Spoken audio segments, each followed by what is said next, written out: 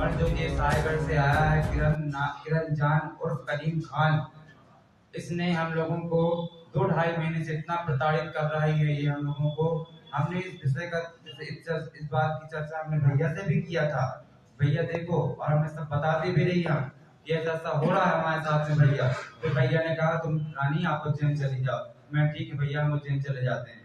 तो वहां से आने के बाद जब हम आए तो उसके बाद हम समझे कि झगड़ा थम जाएगा, सब कम हो जाएगा, पर वहां से आने के बाद और ज्यादा बढ़ गया, और मारने पीटने की धमकियां और मारना पीटा हम लोगों घर के अंदर खूब, और हम लोगों के बाल पकड़ पकड़ के मारा और हमारे शिष्य को इतना प्रताड़ित करा सब इन लोगों ने। फिर हमारी शिष्य अपने जिस दिन मकर संक्रांति थी उसी के दिन उसने कहा गुरु हम घर जा रहे हैं। तो घर जाने में टाइम आया हमारे पास गले रख के रोने लग गया। मैंने कहा हो गया बेटा?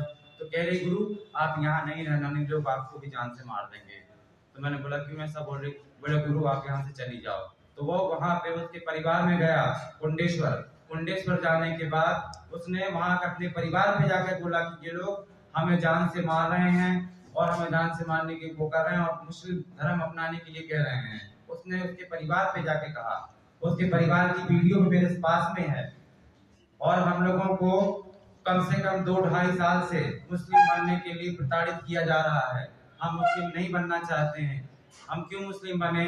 हम तो हिंदू हैं, मैं ठाकुर हूँ, मैं हिंदू ही रहूंगी। मैं मरना पसंद करती हूँ पर मैं मुस्लिम नहीं बनूंगी। मैं वो कहते हैं गौचरण नायक नहीं खोल सकते हैं, इसलिए नहीं खोल सकते क्योंकि घर में रहना।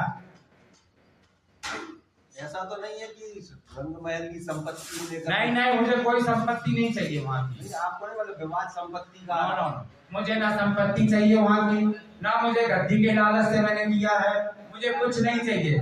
मैं अपने हिंदू भाइयों के लिए कर रही हूँ जो कुछ कर रही हूँ, मेरे हिंदू को जगाने के लिए कर रही हूँ कि मेरे हिंदू भाई जो आज बेचारे इतने श्रद्धा। हमारे साथ में ये घटनाक्रम हो रहा है तो इन्हीं की सुरक्षा को लेकर जो आपने प्रश्न पूछा, हमने इनको महाकाल भी पहुंचाया था 6-7 दिन की वहाँ पे रेल हो तो कम से कम कुछ दूरियां रहेंगी तो कुछ शांति हो जाएगी।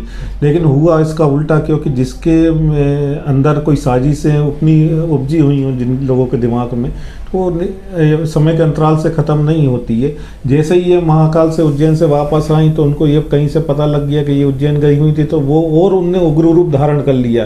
अरे तो हमारे बीच में रह के तुम हिंदू मंदिर में जाके रही हो, वहाँ पर दर्शन करने गई थी, तो उन्होंने इनको बुरी तरह से मारा पीटा और बहुत ज़्यादा प्रताड़ित करना शुरू किया।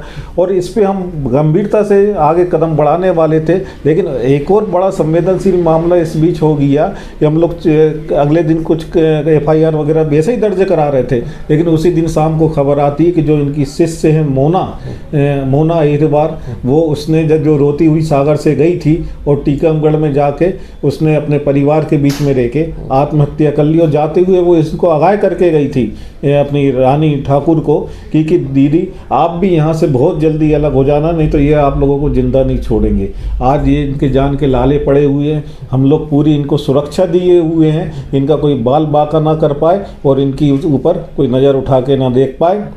हमने पुलिस प्रशासन से भी इसी विषय को लेकर मांग रखी है कि आप कार्रवाई करें, अति शीघ्र करें, लेकिन उसके पहले इनकी सुरक्षा को सुनिश्चित करें। इस बात का ज्ञापन हम सब लोग